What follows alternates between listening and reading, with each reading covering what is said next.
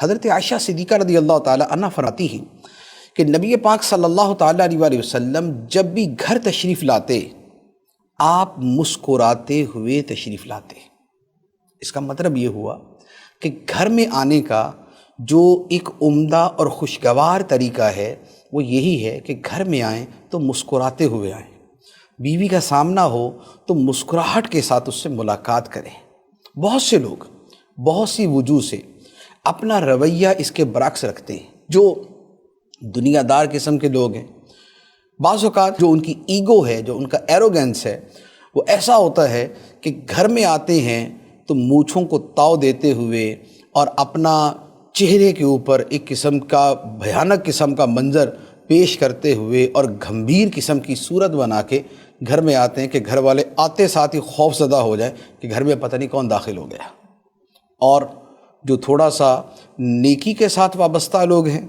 ان کے گھر میں آنے کا طریقہ یہ ہوگا کہ ہاتھ میں تسبیح ہے اور بس اسی تسبیح کے اندر مگن ہوں گے، اور یہ نہیں کہ اگر گھر میں آئے ہیں تو جو بیوی بچوں کے حقوق ہیں وہ اس وقت ان کی تسبیح پر بھی مقدم ہے۔ حقیقت یہ ہے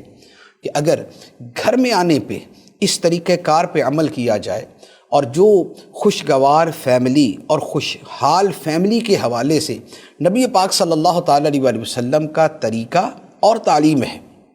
اگر اس پر عمل کیا جائے تو یہ ان کے لیے ہر حال میں بہتر ہے۔ روایت کے الفاظ ہیں، فرمایا ان لزوجک علیک حقا، بے شک تیری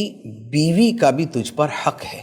یعنی ایسا نہیں کہ گھر میں آ کے عبادت میں مشغول ہو جائیں اور اپنے نوافل کے اندر مگن ہو جائیں اور اپنے ذاتی معمولات کے اندر اپنے آپ کو مشغول کر لیں، بلکہ اس سے بہتر یہ ہے کہ وہ معمولات اپنی جگہ پر ہوں لیکن اس کے ساتھ ساتھ بیوی کو اس کے حقوق پورے طریقے سے ادا کیے جائیں۔ اس کے پاس بیٹھنا، اس سے بات کرنا، خوش اخلاقی کا مظاہرہ کرنا،